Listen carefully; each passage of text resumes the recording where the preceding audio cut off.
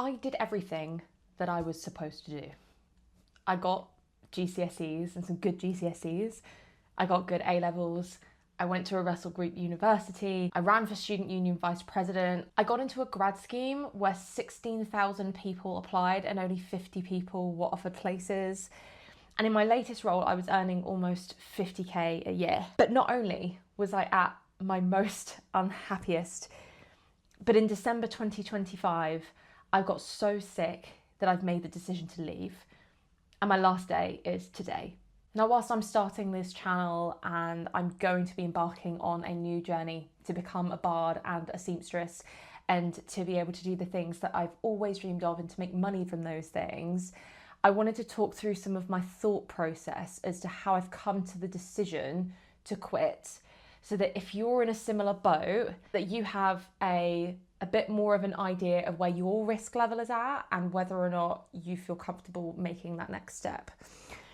So if you're in a position where you're thinking about quitting, there's a few questions that I asked myself, which I hope will be useful to you. Some will be practical and some will be emotional, and it will just help you unpack how feasible it is for you, because everybody's got their own risk level, everybody's got their own expenses, living situation, etc., etc. So the first question, there's more of a statement to begin with, but the question leads on. There is a reason why you're staying, and you are choosing to stay even if you feel like you have no other choice. So what is keeping you in this situation? So I'll take you through my answers to these questions. I can't quit. I've got access to London here. I can't quit. I get a lot of travel money. I can't quit because it's not safe to.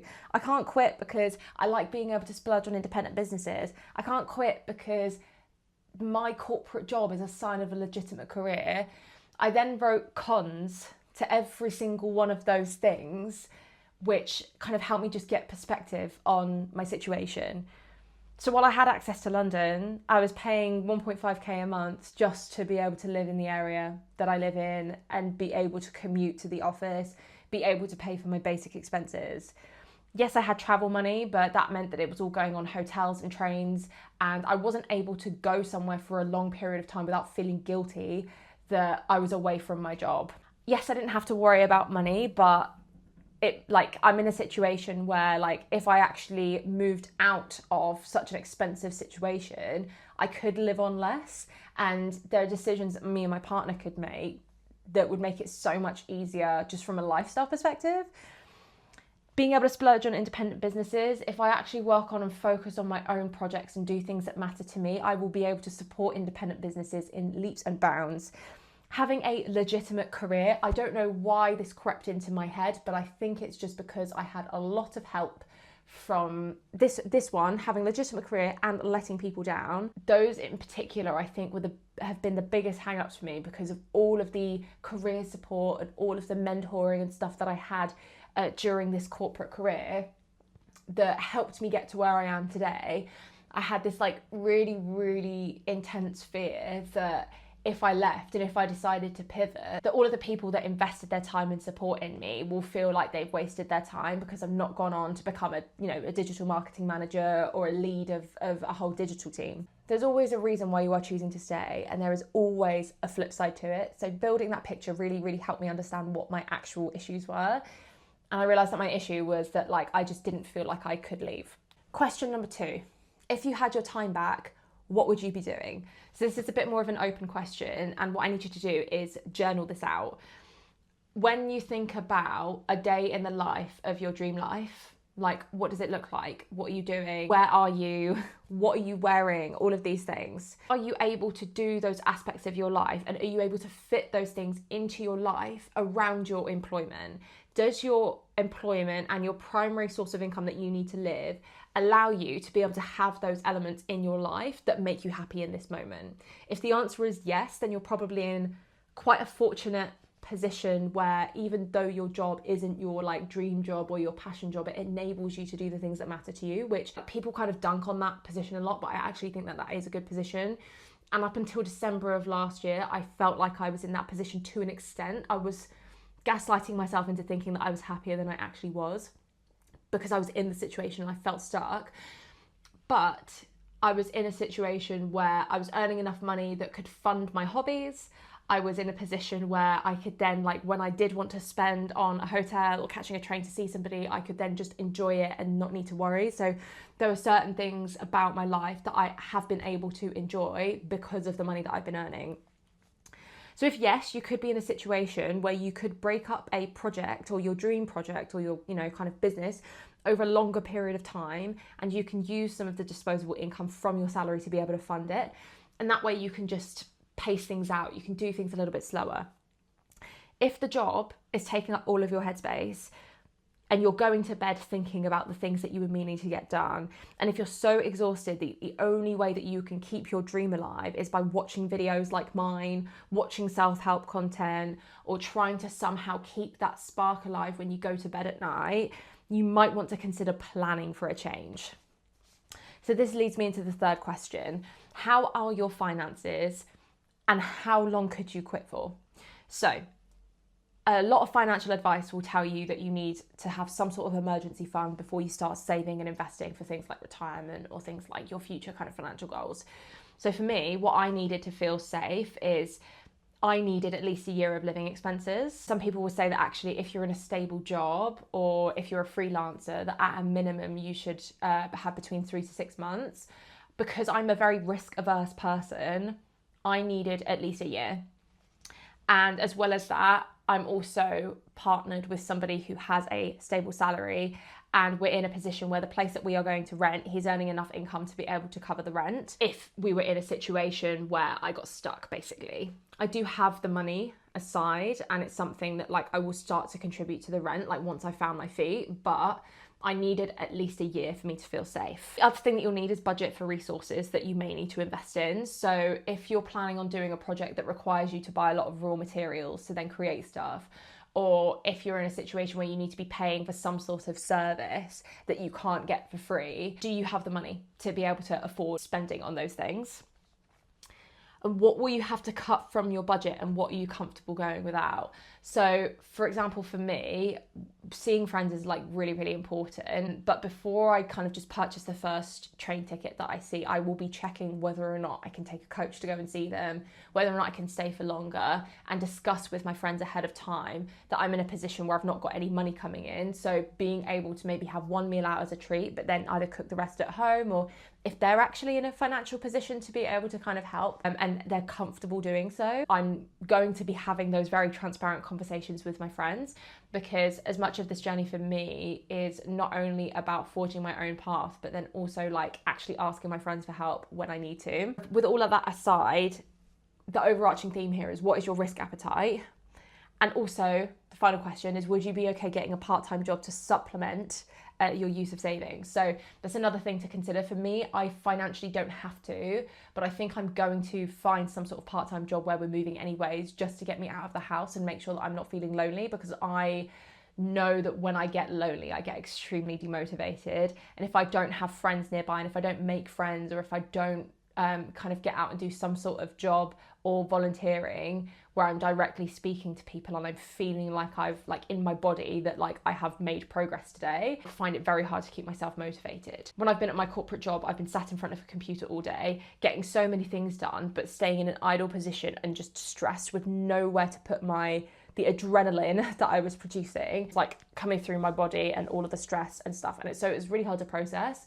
Whereas if I'm doing something that's a bit more physical, I'm kind of doing jobs that are a bit more simple to complete, then I feel like I'll be in a position where I can truly, truly process a lot of the energy that's coming through me during the day. So after asking myself all of these questions and discussing with my partner, we realised we could make it work.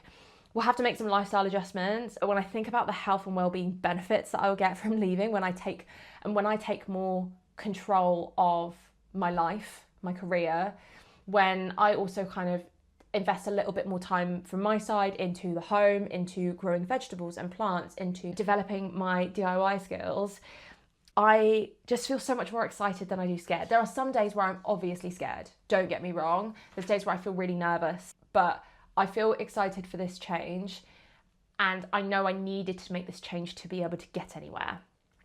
So here's my game plan. This channel is going to be my video diary of sorts, as I'd love to navigate this new experience with you guys. And for anybody who wants to come along for the journey, especially if you're on your own journey of quitting your job to forge your own path. I've got 3 strands for this year that I'm going to be sticking with. So the first strand is my content creation. So I've loved making content ever since I was little. I've deleted all of the videos now. On a different channel, I made music videos, covers to songs that I enjoyed when I was younger. That then developed into an obsession with Minecraft, then an obsession with Town of Salem.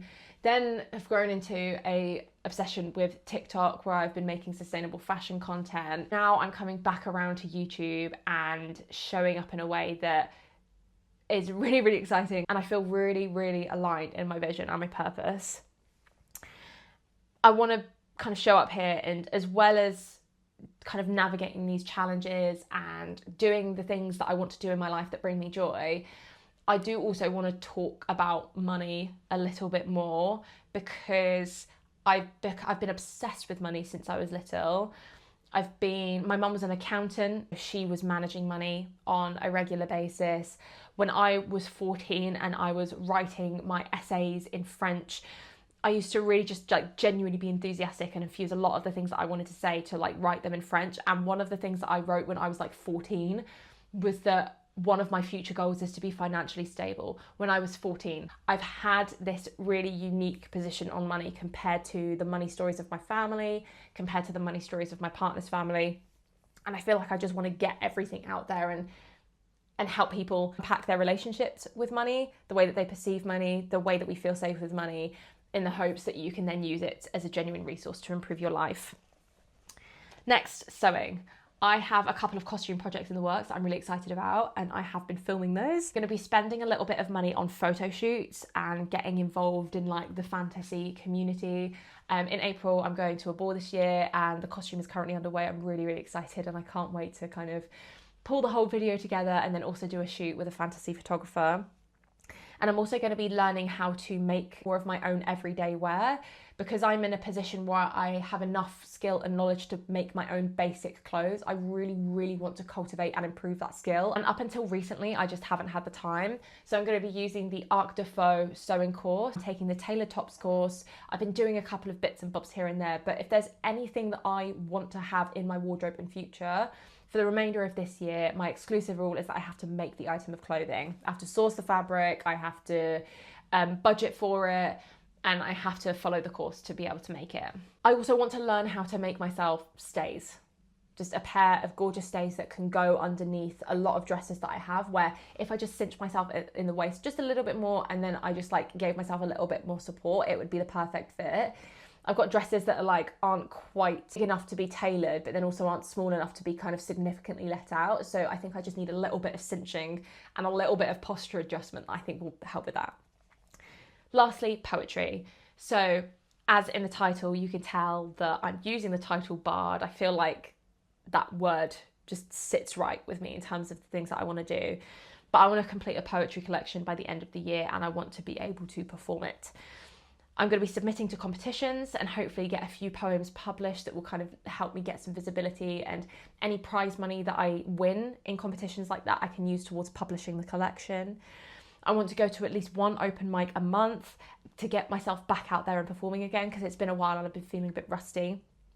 And in the spirit of bardcore, if I can find a band that's looking for a singer, that would be incredible. That would be really fun.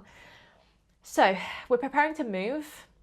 While I'm going to work on some things over the next month, my focus will be decluttering, selling as much as possible that I don't need on Vinted, using up cosmetics, and tackling a few sewing projects that have been in my head for a little while. I've been making the most of February whilst I've been off work. So as I prepare for the move, again, things are going to be a bit lighter on the content front specifically, but it's all going to be in the works. I've been working on my costumes and things like that.